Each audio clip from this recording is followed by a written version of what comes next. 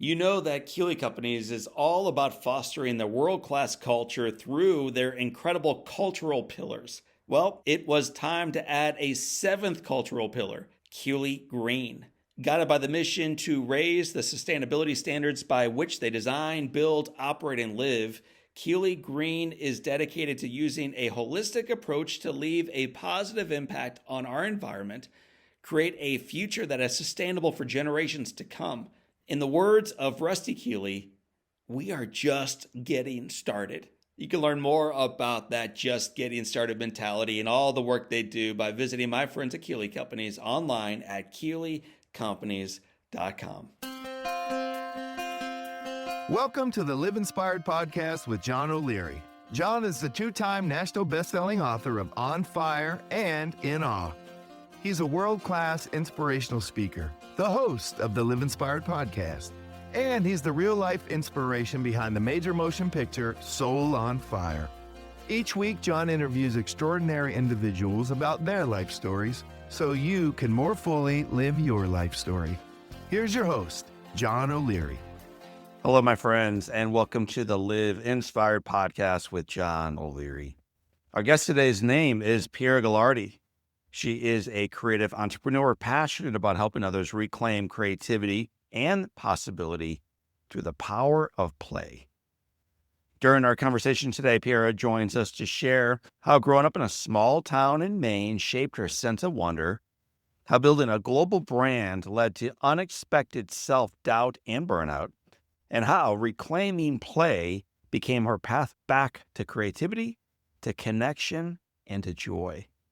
She explains practical ways to integrate playfulness into our daily lives and how small moments can shift perspectives, deepen connection, and bring more curiosity, more wonder, and more joy into everyday life. Who doesn't need a little bit more of this?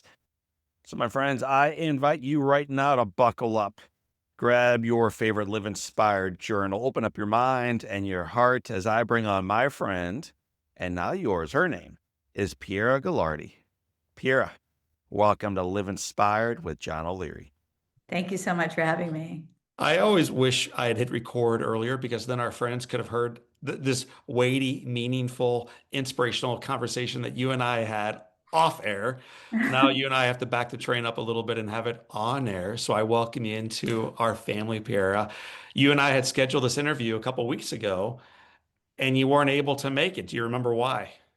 Yeah, the blizzard in New York, I got trapped. I mean, it's not really trapped. I was in Costa Rica, so, I was in paradise, but yeah, I couldn't make it back to New York. Remember kind of thinking how ironic that this lady who grew up in Maine is missing a conversation due to snow. So I'm going to back away from Costa Rica, away from New York, all the way back to your home state of Maine. Mhm. Talk about growing. You've accomplished like a wild amount of success relatively early in life. And that kind of success usually begins even earlier than that. So talk about growing up in a small town in Maine. Yeah, so I grew up in a small town in Maine. My dad is an entrepreneur, an engineer. My mom is a social worker and artist and someone like deeply connected to her community.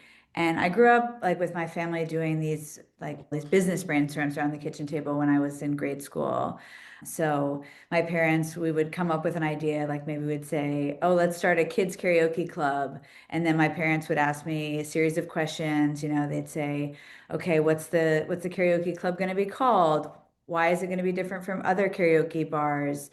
I would say, "Oh, it's for kids, and so it's going to have, Disney hits one night, pop songs the next. We're going to call it, what should we call it?" And then we'd all be brainstorming, and one of us would be, "Oh, karaoke." So we would do these brainstorms, and it was around anything my brother and I were interested in. My parents would just entertain it and kind of let us play it out and let our imagination go wild. So I grew up. Can I ask about that? Was that Yeah. just fun dinner table conversation? Like, hey man, just let's go to the moon and back and then we'll do the dishes. Or were they actually trying to help you think through like how do you dream of something big and how do you execute moving toward that? I think it was both. I think it's still something that my family loves to do. We love to come up with these hybrid business ideas and just riff on ideas and brainstorm. And I do it with my daughter now, who's 7. And I think it's both. It's one, just like finding the joy and the glee and like the creativity in, yeah, dreaming up wild ideas. And then also they would ask some of the more practical questions to help us to see how we could take a big idea like that and actually, the considerations we would need to have to bring it into life. So that was a really foundational experience for me, and also growing up with these playful parents that prioritize play in their life, even as they, had jobs, had dealt with Yeah. illness, dealt with loss, were navigating all kinds of different things. I saw how they wove play into their lives, and so that really formed me. And yeah, I grew up in a really small town. I feel like as a child, like one of my favorite activities was beachcombing. So it was just, wandering the beach and looking for, the things that other people would think are meaningless and calling it treasure, right? Like you're just looking for that hint of blue sea glass, that interesting shaped shell. So that was sort of my childhood meditation growing up in Maine, and something that really shaped me as well in terms of just always looking for beauty and wonder in the world. Wow. So I've interviewed almost 1,000 folks on this podcast and have had many, many, many more than that conversations with leaders in boardrooms and just, walks along the park. I've never met anyone who's ever found a note in a bottle. Not one person. Uh, You have found one Three. and another and another. Like that's crazy. So is that the walk on the beach as you're looking for blue glass that you stumbled into these bottles? Is that where you found these? Yeah, so I have trained myself through this Wonder Wander practice that started as a beachcomber in Maine to look for wonder. And, my friends, when they walk down the street with me, they're always surprised by the things that I notice, the things I point out. And it's the type of things that other people are completely ignoring. But I've trained my eye to look for it. So, yeah, I found 3 messages in a bottle in my life. And the third one actually was my sign to write the book that I'm writing. Wow. Tell Yeah. that story. Yeah. So it was 2022, I believe. And I had left my big job at Refinery 29. We were acquired, and I was thinking about what am I going to do next? Play had been this really important part of my life and has woven through my personal life, my professional life, helped me to navigate all kinds of things. And then when I left Refinery, decided I was going to give a gift of joy to the world and lead people. It was during the pandemic. So I decided I would lead people in these joyful play workshops. I opened it up and I led thousands of people through these joyful play workshops. We were dancing through the pandemic. We were doing word play. We were drawing. We were journaling. And it was so joyful. And in that process, I heard from people, they were saying, this is helping my depression. This is helping my anxiety. This is helping me connect to my mom or my sister who are on another continent. And so I got to experience through leading these play workshops the power of play, of leading adults in play. Mm. And it was really meaningful to me. I'm very driven by impact. And so hearing that these play workshops were having that effect on people was really meaningful. And so I was thinking about, am I going to dedicate the next chapter of my career to play? But play is so misunderstood. People think it's frivolous, they think it's unimportant, they think that it's for kids. And so even though I had seen the power, even though I knew there was potency there, I Yeah. had a lot of self-doubt that was creeping in. And so I was talking to my good friend Sophia, and I said, I'm really thinking about this and considering if I dedicate this next chapter of my life to play and if I write a book on this topic. And she said, why don't you ask for a sign? And so I thought, why not, And so I went on a Wonder Wander and I looked for a sign. And I was in Cologne, Germany at the time, which is where my partner's family lives. And I was walking, and first I saw a carnival that was set up, but it was sort of a gray day, and the carnival wasn't fully up. And I thought, I don't think this is my sign. I passed a playground, but those are very common. So I thought that's not exceptional. That's not my sign. And I got to the end of the walk and it had been like kind of a gray, gloomy day. And I thought, okay, I'm going to turn around now. I haven't found my sign. Maybe I'll find it on the way back, but I think it's time to turn around. And I walked down to the edge of the Rhine River. And just as I did, the clouds broke, sun started shining. I know this I sounds mean, you do ridiculous. realize this all sounds made up. I mean, we It should just sounds call made it up, out. but I have video. I have it on video. I swear it's true. The clouds broke, the sun came out, and all of a sudden I heard this clinking sound, and I looked down at my feet, and there was a message in a bottle. And I picked it up. It was in this beautiful, like bezeled bottle with a wax seal and a message written in German from this little boy, Emiliano, age 7, who wrote about his love of play and creativity.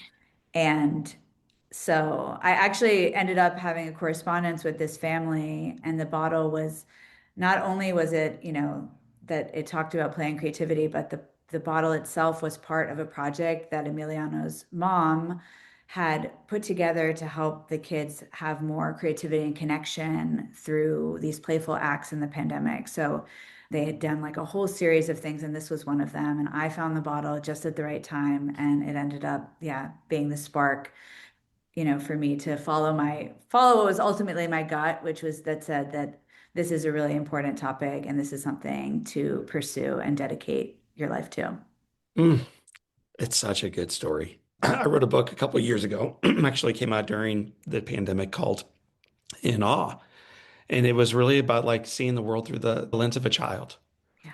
And the way my kids were living at that time, they were all like 9, 7, 5, and 3, was so much better in so many regards than the way their mom and dad were living, and way better than the way our older neighbors were living, and way better than their parents were living. And onward from there, there was this curiosity and creativity and wonder that our kids naturally have, and then we lose. Yeah. And I love the fact that in your unwillingness to lose it, you go for a walk in Germany. You go for a walk on a cold, cruddy day, and your eyes, rather than being trained to your phone, which is where any good American would have their eyes looking when they're walking in Germany, like looking down at email, you were looking around. So I'm going to go back to the little girl who grew up Yeah. in Maine before she took off for New York and Costa Rica and then eventually Germany and back. I want you to talk a little bit about your mom. I know she's a social worker, and I think from your father, you learned a lot about creativity and engineering and getting it done. But social work and the heart behind that also teaches a lot to a child. What did you learn from your mother? Yeah, my mom taught me a lot about caring for people. She's the type of person that when her friends are sick, she's showing up with a pot of soup or homemade cookies, or she hand paints letters and sends them to people on their birthday. She's really someone who shows up for her community. She does community service and is a social worker. So, yeah, from her, I really learned a lot about care, a lot about showing up for people, a lot about living from a place of your values and integrity. And she's also a very joyful person. She also is a wonder wanderer, like someone who is always pointing out, things of beauty. So the two of us together, we're just, pointing up, down, all around, looking for beauty in the world around us. Well, in fact, you've dropped that term a few times, and I know you wrote about it. But for the folks who are hearing you for the first time, what does that mean? Wonder, wanderer.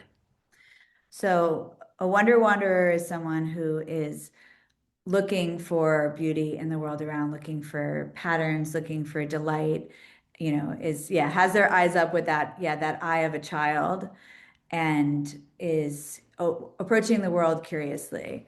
So I take myself on these wonder wanderers, which are walks where I sort of decide I'm going to tune my frequency to the frequency of awe and delight, and I, am looking for things that I'm labeling treasure, like a beachcomber tells themselves that sea glass is treasure when someone else thinks it's broken glass. Mm.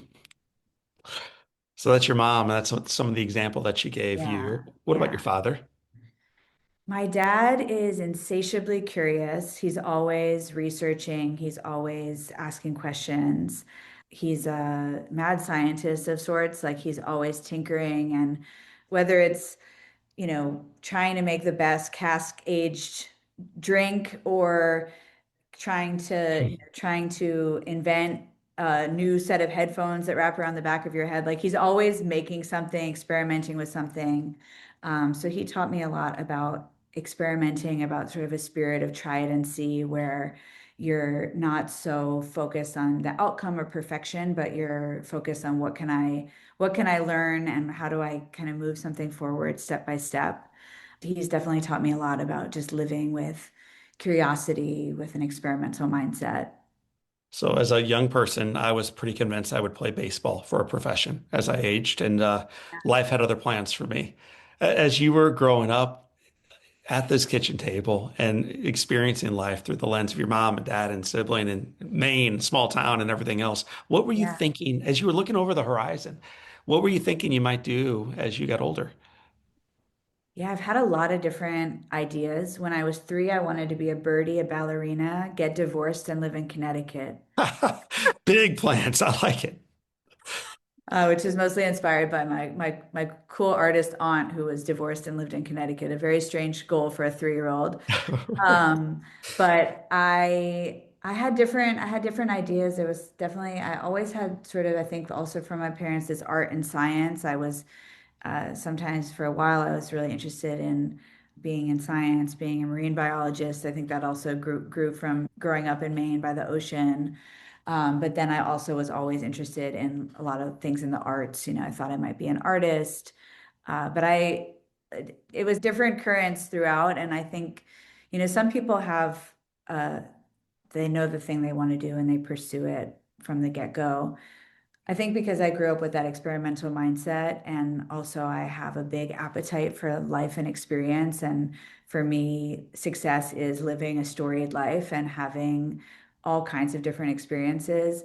I've never had a single path, and I do a lot of different things. I've done a lot of different things within my life and my career. And that is always what I wanted, was to have a lot of different kinds of experiences and let those shape me and let those fuel my curiosity and my growth. And then I like to put different things together, you know, in an interesting way. I was wondering as I'm learning about you and reading about you and watching some of the podcasts you've been on in the past, you're so wildly creative and innovative and edgy, kind of, which works in your profession today. And it certainly works in New York when you're 20 and you show up, but it doesn't always work well in a classroom of 14 other kids. Mm. So was school hard for you because it was so confined and you're in a desk and we sit in rows and the bell hasn't rung yet? Yeah, it was challenging. It's funny, my mom actually brought me all these old report cards. She was cleaning her house and she, you know, like take this stuff. And I was looking at the old report cards and yeah, a lot of them talked about my difficulty focusing and sitting still. Definitely some ADHD going on here. But yeah, I don't know. I enjoyed aspects of school because I really enjoy learning and curiosity. And I enjoyed teachers that were more experiential and more fluid with how Right. they taught, more playful. And I really struggled with teachers that were more rigid and strict and wanted us to fit into those boxes. So it was definitely a mix. I mean, I was a pretty good student, but it didn't always come very natural to me. You mentioned earlier in our conversation about Refinery 29. Mhm. And I think many of our listeners and viewers would know what that is, but not all. So Yeah. for those who have never heard of it, what is what in the earliest stages, what was Refinery 29? What was it for you? Yeah. So when I was 24, I started this company called Refinery 29, and it started as I was living in New York. I was really inspired by the independent designers and stores in New York. And at the time, there wasn't really, you know, digital media was new. And so there wasn't really a place that celebrated these independent voices in fashion and style. And so we started Refinery as a place for these small niche independent designers and store owners to, yeah, be celebrated and for people to discover them. And it ended up growing to be really more about kind of an independent point of view for women, sharing these stories that were outside, that kind of challenged the status quo, that really pushed the envelope on how women were portrayed, how their stories were told. So we loved kind of taking topics like money that were thought of as taboo and making it much more open and these honest conversations. So like Money Diaries was one of our most popular Yeah. series, which was women talking very honestly about how much money they have, how they spend it, what does a day to day look like. So yeah, our content was all real, raw, relatable content that spoke to 360 degrees of a woman's life, and it was across digital content. We did a lot of big live events. We did films. It was very multi-dimensional towards the end, and of course, Refinery is still going. I'm just not there with it. Sometimes when people hear around creative work like that, they think like, yeah, man, I have a brother too who runs a social media handle from the basement of my parents' house. And that's not at all what you and your co-founder built. I mean, Yeah, you guys, yeah, we well, had at the high point, 500 employees, millions yeah, and millions of impressions each day in the community. Like this was a rocket. Like this was massive influence. yeah. I mean, it started so small and grassroots, and it grew to yeah. We had you know doing $100 million in revenue. We had 500 employees. We were a global company. Yeah, it got gigantic. It was a wild, wild ride. What's one thing if you could look back at that lady who was leading it, what did she do best when you were leading that forward? And what do you wish you would have known when you were leading that forward? Because I know you've talked honestly about some work-life balance challenges and mental health and among other things, but Yeah. what was the thing you were doing best and what do you wish you would have done differently?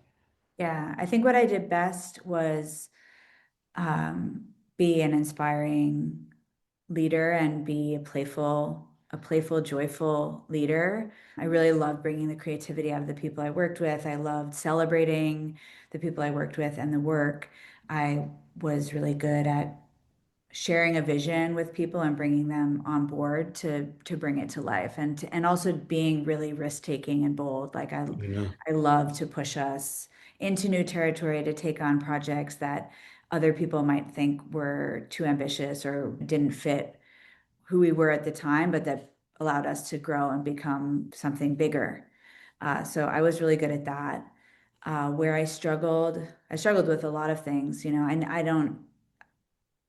I think one thing was that I struggled with was not always seeing my own gifts as gifts. Like I there came a time in the company where we were bringing on a lot of people with more corporate backgrounds, and I started to feel like an imposter, right? Like I went to art school, I had built this company, but Yeah. I didn't have an MBA. I had never worked in a corporate environment. So people were coming in, they were using all this jargon, all this language that I didn't know. And I felt like I was, the art school kid at the adults table. Hmm. And I started to doubt if I even belonged in my own company. And I started to also kind of try to fit in with these new people. And in doing so, I shut down my curiosity. I shut down some of my big imagination. I shut down some of those playful qualities that got me to the point where we could hire these corporate people. Interesting. And as I started to shut down those parts of myself, I started to feel more and more hollow. I started to feel less resourced, less resilient, less joy in the day to day. And I found myself at one point just laying on my apartment floor, crying about what a failure I was. And it was at this moment where, and from an outside perspective, I was at the high of my career, but internally, I just felt absolutely hollow. And I was so brittle. I was so unable to roll with, changes or conflict or feedback. I just was, everything kind of was setting me off to feel like I couldn't handle it. And it was actually recognizing that I needed to tap back into those qualities that got me to where I was instead of thinking I had to become a completely new person to get to that next place. That helped me. It was almost like those playful, creative qualities were my superhero cape. And Right. when I took them off, I didn't, I couldn't accomplish anything. And when I put them on, I could take on new challenges while still leaning into my strengths. Mm. You made that mistake of thinking you had to be more than who you already were. And who you were was clearly enough. I mean, look where you were at that point in your life. Why do you think we collectively so frequently feel we have to put on a mask rather than be uniquely who we are that has led us to the joy and the playfulness and the success we've achieved to this point? So why do so many of us flip on the mask to pretend to be who we're not? Yeah, I think it comes to just our deep human need for belonging and getting it in our head that there is a right way to be in a certain space or a right way to be in the world and trying to fit that sort of normal or yes, fit the box. And when we contort ourselves in that way, we forfeit the Yeah. beautiful qualities that make us authentically who we are. And those are the qualities that connect us to ourselves, to our, to each other. And they are the things that make us usually the most resilient and pliable when we're navigating the rocky road of life. And so when we kind of shave those parts of ourselves off to fit, we often, we can't roll. We become like a, Yeah. little little square. Can't roll anymore. Can't roll with the changes. For the folks listening, you're missing right up here. Like it looks like she's cutting bread maybe with her Yeah, hand, like she's cutting off all the edges, and so you no longer have the ability to roll forward, and instead you're this box exactly. prison might be. Thank you for putting words to the visual. I was just It was a beautiful visual. riffing in real time. Everybody should go to our YouTube channel right now and watch what you just missed out on. It was awesome. So you are helping us add those edges and those curves and that joy Curves. back into our life. Would you talk about why write this book and why write it now? Yeah, so I have lived playfully throughout my life as we talked about, I've seen how being playful is such a source of joy, of creativity, of connection. I've seen it through my family. I've seen it through my work. I've seen it through my own personal journey, Yeah. with, mental health and relationships. I've seen how it has seen me through so many things and seen me through them with being more connected and curious about the world. So I really wanted to share that philosophy with the world. And as I was teaching these creative play workshops and seeing the impact that they were having on people, it made me feel even more enthusiastic that this is something that, adults, we lose touch with it, right? We think that Yeah. play is frivolous. We think that it is a reward for hard work. We think it's something that we only do when we're joyful, right? Like it's like for the vacation. But playfulness is how we stay connected to ourselves, to each other, to the world around us. And it has so many incredible benefits that we don't realize as adults. It is core to helping us be better problem solvers. It's core to helping us be more resilient, and it's core to finding joy in the micro moments of the day to day. Mm, that's so good. You and I talked earlier about me witnessing joy, playfulness, curiosity in my kids, and not witnessing as much play, curiosity, and joy in their dad. Right. So, what is it about the little girl who leaves Maine and the little boy who leaves Missouri, and all of us as we advance through life that leaves behind the very thing that made us so remarkably joyful behind? Why do we give up that grand gift of play? Yeah, so I think a lot of things happen. Sometimes for some people, they have adverse childhood experiences that make them have to grow up faster. For a lot of us, we get those voices in our head that tell us to be the responsible adult, but we don't realize, being the responsible adult doesn't mean we have to be joyless. Or we get the voice of the perfectionist in our head that, it has to be perfect. So that cuts us off from curiosity and experimentation because we're chasing this version of perfection. Yeah. For some people, it's the cool police, right? It's like, oh, be cool, don't be cringe. So there's Have you all, been talking to I my call middle them the schoolers anti-play lately? I mean, these posse. are words I hear on the dinner table nightly. Right. Don't be cringe, Dad. Don't be cringe. Well, that's the cool police. You can name it. You can say cringe sets me free. Cringe is my authenticity. But there's So, a lot of these internalized voices. I call them the anti-play posse, but we hear them as we grow up, and a lot of them are around efficiency, around responsibility, around these sort of qualities of adulthood that we think we should cut ourselves off from playfulness, that it is something that's frivolous, that's best left in childhood. But when we stop being playful, we become play deprived, and it makes us more brittle, less resilient, more like prone to kind of falling into anxiety, feeling less hopeful. All these voices and all these messages that we hear cut us off from the very thing that as kids we wow. had, which was that curious, creative engagement with life. Mm. So if we have a listener right now who's tuning in and they're thinking, this is all very, very lovely, but I'm trying to figure out how to keep the lights on, and I'm trying to get dinner on the table, and I'm trying to get to work through traffic and get back and get the reports out and get to bed at some point before midnight so I can get up and get the wash out of the dryer and get the kids off to school. And John, there's no time for play. None. What would you say to them?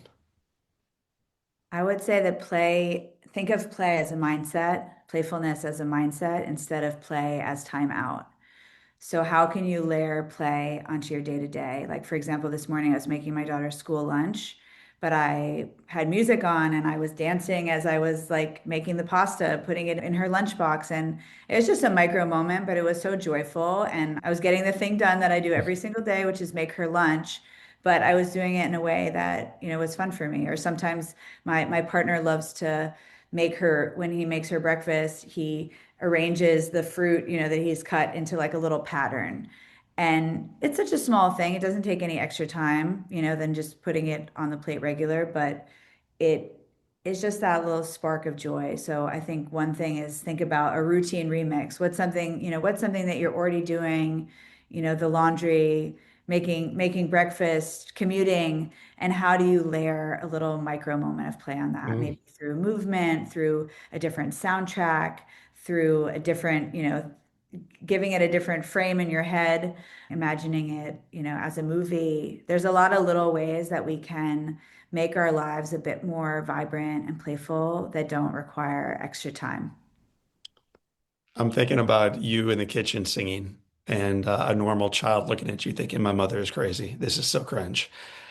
And if we're not My daughter careful, sometimes does ask me not to sing. for sure. I mean, listen, I have I don't four of them. care. So there's a lot of police in my house telling me, Dad, you got a lousy voice. You're a worse dancer. Please stop. And then that, if we're not careful, leads to us thinking maybe they're right. So Mhm. when the inner critic barks our way that you're too old, you don't have enough talent, you don't have enough time, whatever the thing is we hear from the critics saying you're not enough of this, how do you help silence that and return to who you really are? So how do you muffle the critic when you hear it? Yeah, it's a great question. I think the main thing is recognizing the critic, right? Like, in the book I have these anti-play posse voices, so sometimes we can name it. Oh, that's the cool police that's telling me I'm cringe. And then you can say cringe is my authentic expression and the right people will connect with it. My authentic expression is important to me thriving in the world. Or telling ourselves play isn't frivolous. It helps me to be more creative, connected, and alive. So I think the main thing is noticing when that inner critic is coming in and getting a little bit more informed about why play is important to us so that we can talk back to it with compassion. Those voices are there for a reason, trying to protect us, trying to keep us safe, keep us, help us fit in and belong. But ultimately, when we over index on listening to them, then we stop being authentic to ourselves. We stop feeling alive and we stop being connected to the people around us. You write about eight gifts of play, eight Yes. powers of play. Hours of Uh, play. I'll remind you of them on the chance that you're like, John, I got seven in my mind. I can't remember the eighth right now. So here they come. Audience, Okay. pay attention. Humor, imagination, exploration, creativity, movement, noticing, game making, and curiosity. Mhm. Of those eight, what's your favorite one? I know you have eight kids, you love them all, but which one is it like, oh man, I lean into this one. I lean into movement. I'm a mover and shaker. I love the feeling of my body in motion. So that comes through dancing in the kitchen as I'm making school lunch. It comes in the form of being very expressive with my hands when I'm, telling a story to a friend, or sometimes, even like a miming like I did earlier. I love running. When I'm running, I think of it as a joy and as a game, because it's, that feeling of my body in motion for me is so intoxicating, and is something that Mm. I really lean on in a lot of different moments, also to help me with anxiety, to help me with depression. I really lean into dancing and movement as a main form of play. I think as we get older, if we don't stretch the muscle, you refer to these things as muscles, these powers. If we don't use it, we lose it frequently. And I believe we can get it back, but undoubtedly, it takes work. So Yeah. help me think through creativity. If I've been living in my little box or jail cell for a while and I'm just not creative. I go to work, I come home. On the weekends, I sleep in. Sundays, I get the grocery shopping done. I watch football, I go to bed, and I go back to work on Monday. That's just my life, and I'll do it for 45 years. And then maybe retire if I'm lucky. How do you help me and us break out of that and have a little bit more imagination, not only for our lives, but for our days? Yeah, I think it starts with those small moments. We think of creativity often as the thing that the master painter does, or the Grammy award winning, musician, and it feels so lofty, and it feels like the zone of geniuses. But creativity is something that comes in the day to day. It can be in the way that you text a friend back, and you choose to be witty and jokey in that text, instead of just keeping it, plain. There's so many micro moments of creativity like that. It could be in, deciding to improvise how you make dinner, and like just work with the things in the fridge. That's an act of creativity, right? So one is expanding our definition of what creativity is, and that it's something that's only for certain people. Creativity is for every single one of us. We come onto this earth playful and creative, and it's a Yeah. muscle. So, the more we stretch it, the more it exists, and the more we recognize it in our day-to-day life, the more I think we're able to nurture it and find those satisfying moments of creativity. And so, yeah, I think it starts in the smallest spaces, and the spaces that feel safe too, right? Like, if you haven't really practiced your creativity in a long time, maybe you're not writing a poem and reciting in front of a room full of Right. people. Maybe it does just come in deciding to write a text in a more playful way, or maybe it comes in the way that you prepare a meal and you decide to try something a different way, or it comes in, yeah, taking a moment of imagination, looking into your coffee cup in the morning and imagining, you're having coffee with someone that you love, that you can't be with in that moment. Like, that's just a small moments where you can just consciously choose to expand your creativity a little bit. Mm. Then it just grows from there. Something I think you just naturally do, but it's changed your life because you do it so well as noticing. So for those of us who maybe our sunglasses are a little too darkened, or our glasses aren't quite sharp enough, or the cataracts have begun to wear away at the brilliance of the life around us, how do you help us notice a little bit more what's in front of us and we're missing? Yeah, I think it's really about carving out space for noticing, even if it's 1 minute, even if you look around your room right now and you find five things that are blue. It can just be these small quests. For me, it's these wonder wanders. I go on a walk, or I'm commuting, and I just decide to not look at my phone. I look up, I see if I can find anything that's delightful, that's amusing, that's beautiful in the world around. So, it's a practice, and it's also a real relief sometimes. How often do you look up?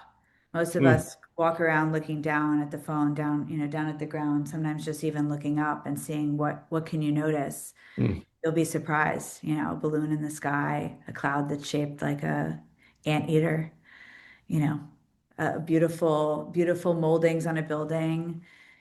You don't know. Take a look up. So you and I, before we recorded, we were talking about New York, and this past week I was up there with my daughter and wife. And when I'm in New York, normally I'm there for work. And I still love New York, but it is work. Go to the hotel, check in late. do the meeting, get back to LaGuardia, go home.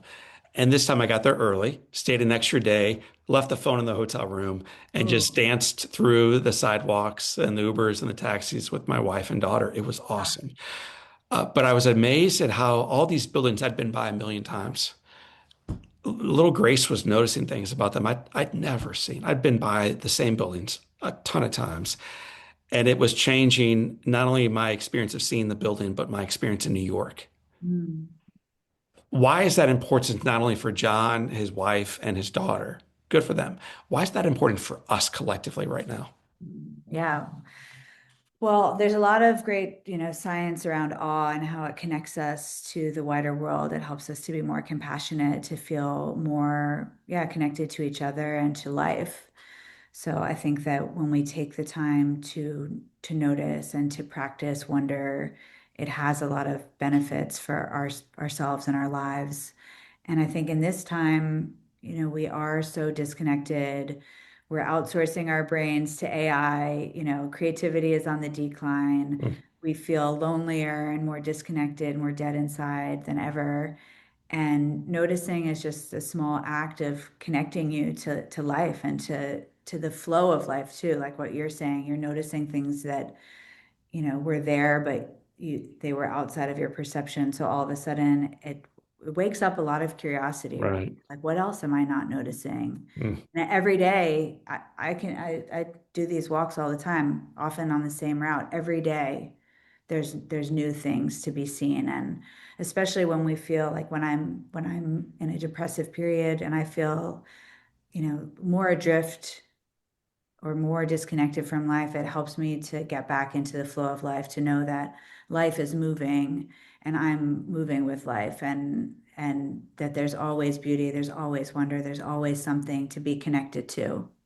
mm. Pierre, you've been doing a lot of interviews.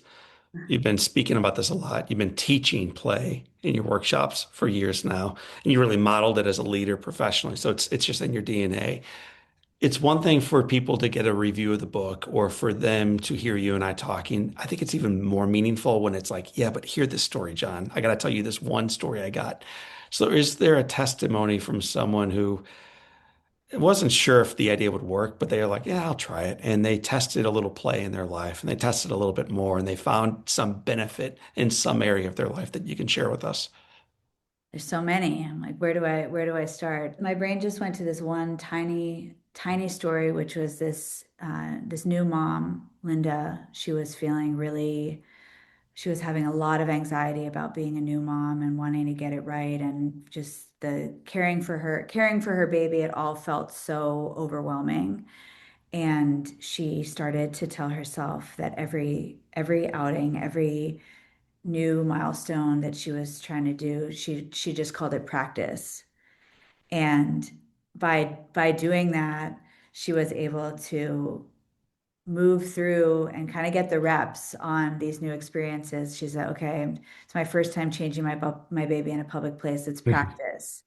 And it lowered the stakes so that she was able to get more comfortable, more familiar, and more confident over time and less anxious.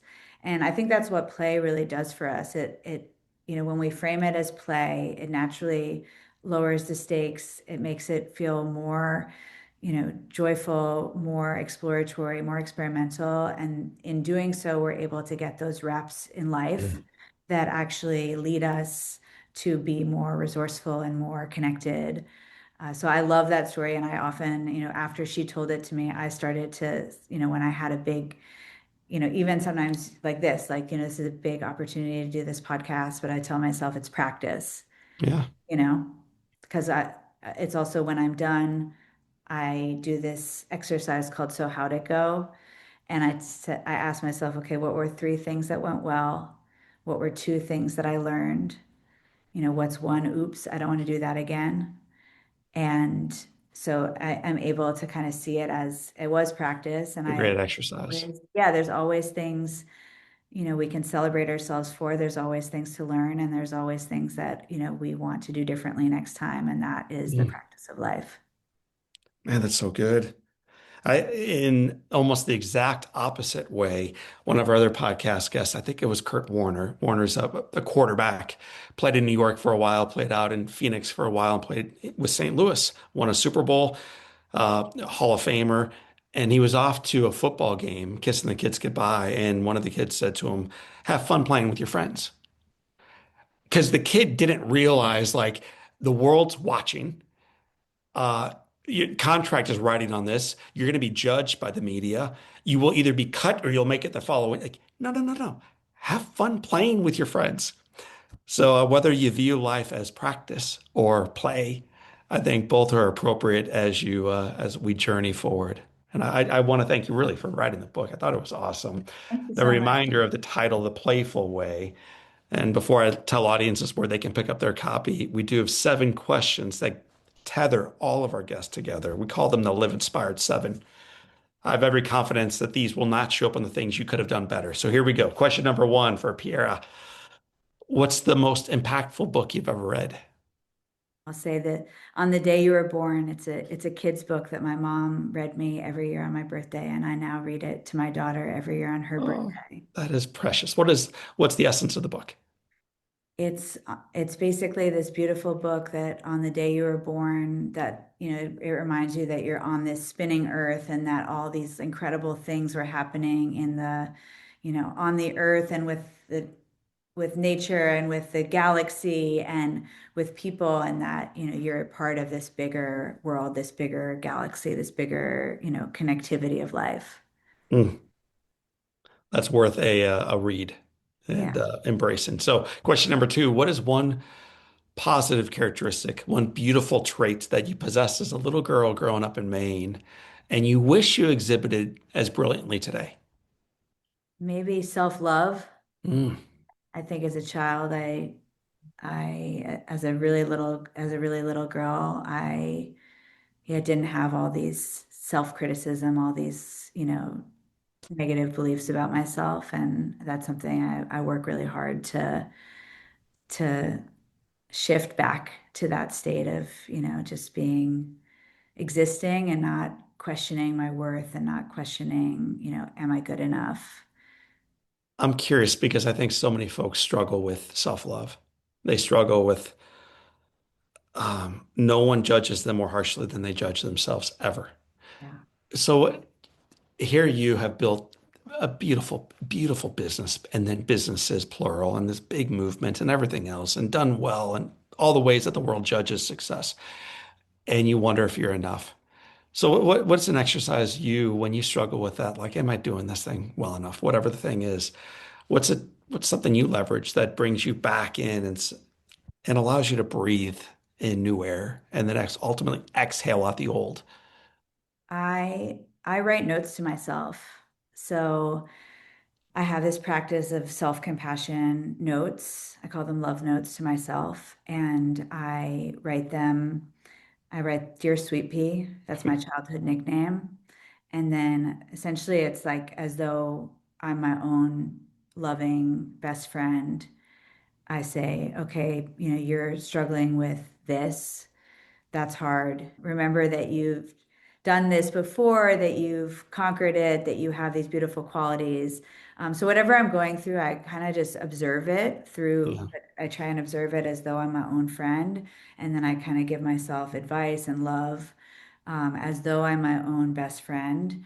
And I find it really grounding, both to observe and notice whatever I'm going through, and then to try and approach myself with that kindness and that unconditional love that a best friend would.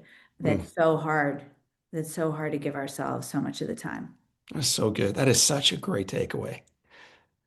Why can't we love ourselves as much as our best friend who we only see, every third week would Yeah, love us? yeah, So I think that's great advice. Write yourself a little love letter, sweet pea. yeah, Question exactly. number 3, if your home caught fire and all living things are out, you have an opportunity of running back in and grabbing one item. What physical thing would you come racing back outside with? Probably I have this little frame photo of my grandparents. It's in a little tin frame from their honeymoon in Niagara Falls. And I don't know, I just love it. I just cherish it. It's the first thing I thought of that I would go and grab picture of Nana and Nano. It's so good. If you could sit on a bench on a gorgeous New York day and have a long conversation with anyone living or deceased, who would you like to be next to? My daughter. What's the best advice you've ever received? Oh, my mom told me hydrate or die. That's good advice. I hope you are abiding by it. I am. I try to. I actually need, is it the advice I need most? What advice would you give yourself if you could give yourself some back at age 20? So, what advice does that 20-year-old woman need to receive from you now? I would tell myself, be good to Sweet Pea.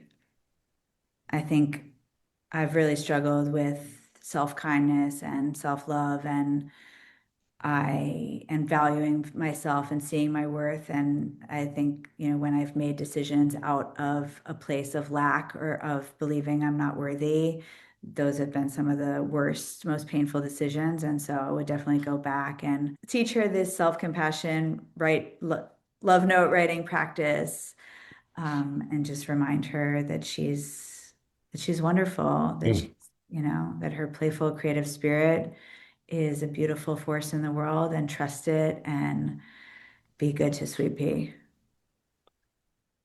Well, my friend, Sweet Pea, it has been said that all great people can have their lives summed up in one sentence. How would you like yours to read?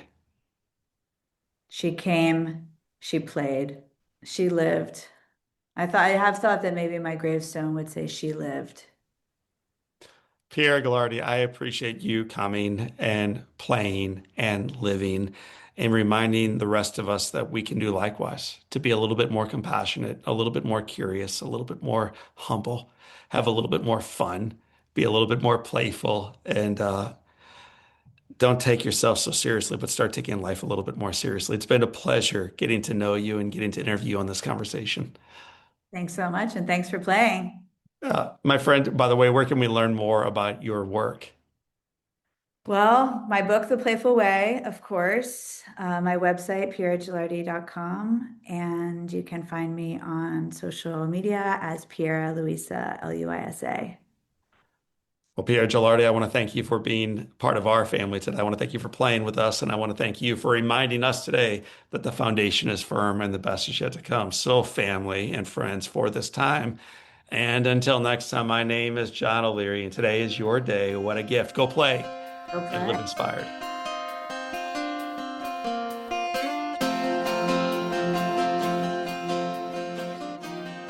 I loved the conversation with Piera and how she reminded us that play is not something we need to earn or schedule for later on. It's not something we need to do when we're little or something we need to do later on once we retire and we live the good life. It is instead a way you and I can move through life right now. When we choose curiosity over control, when we loosen our grip on perfection and start looking for small moments of delight, everything begins to shift. Stress, yeah, that word, it softens. Creativity ignites. And life feels a little bit more like something we get to experience, not just endure or manage. So, family, if you enjoyed today's conversation, today's episode, I think you'll love the conversation I had years ago with my friend Ingrid Lee. Ingrid is a designer and an author who spent her life studying joy. She studies where it comes from, how we experience it, and how we can actually create more of it in our everyday lives. You can hear her share simple things like color and shape in our surroundings can profoundly impact how we feel and how we begin to design a life that feels lighter and brighter and more alive. To check this episode out, just tune in at episode 384, or just cruise with me right now online to johnolearyinspires.com/podcast, and I'll have a link into that conversation with Ingrid. Well, family and friends and servants and leaders, we wrap up this conversation. I thank you for being part of the John O'Leary podcast experience for this time. And until next time, my name is John O'Leary, and today is your day. What a gift. Live with your soul on fire.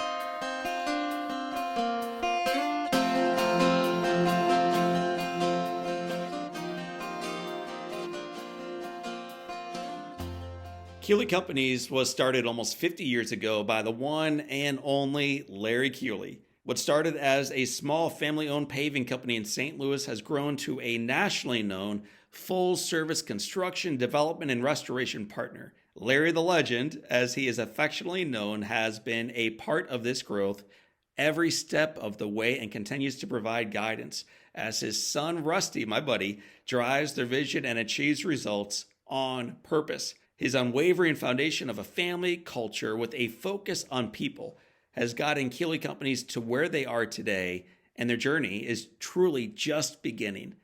To learn more about Larry the Legend and Keeley Companies, check them out at KeeleyCompanies.com.